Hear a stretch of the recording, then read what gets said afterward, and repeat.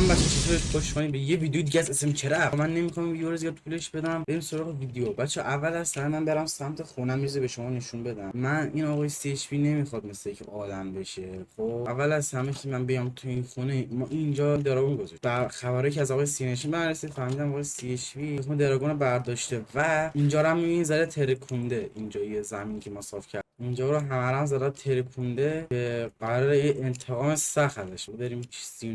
سیونشن سلام علیکم، خوب هستی؟ گفتی سی اچ پی تو خود دراگون منو کجا گذاشته؟ یه در مخفی شه اگه نمیدونستی.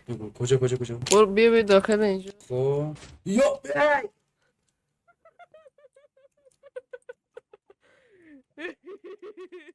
و همونجا بالا نیا. نه بالا نیا. منو ترپ ببین. من ببین بذار من اینجا بیام بیرون. دارم ویدیو میگیرم مرد. آدیه صحبت دیگه. من مردم. وسیلای من کوش.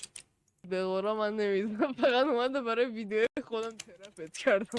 ببین بیا من دستم به تو برسه. اومده جان.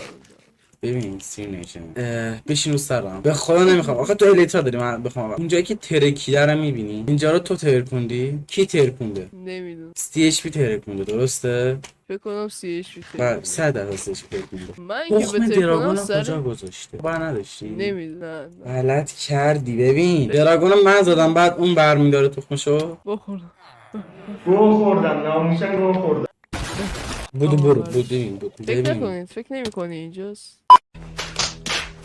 ببین من همین شمشیر رو به قرآن نمیدونم مرسا. بزنه خونه‌شو خراب گن بزنه، اصلا ایناشو میکنم برام اهمیتی نداره. توتیاشو کی کشته؟ دمت گرم. منم این دیوسلیتاشو برام دارم لازم داره، خودش بره درست کنه. از اول شیشه‌های خونه‌ش هم میشکنم، شیشه‌هاش هم برمی‌دارم خودش درست کنه. از اینم باش درست کنه. اون منم خرطومش هم میزنم. بیا بریم بذار اینجاش هم خراب کنم. خونه‌ش قشنگ میخوام بتر تختش هم میکنم، دوباره میذارم ریسپن پوینتش ریست شه.